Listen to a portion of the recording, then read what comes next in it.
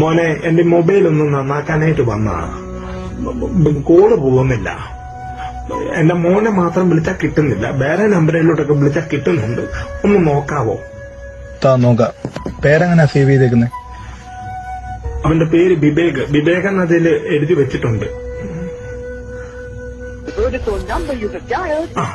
ഇങ്ങനെ തന്നെ ഞാൻ വിളിക്കുമ്പോൾ നമ്പർ ബിസിയാണെന്നാ പറയുന്നത്. പക്ഷെ വേറെ നമ്പറിലൊക്കെ വിളിക്കുമ്പോൾ കിട്ടുന്നുമുണ്ട്. അയൽവക്കക്കാരെയൊക്കെ വിളിച്ചാൽ സംസാരിക്കാൻ പറ്റുന്നുണ്ട്.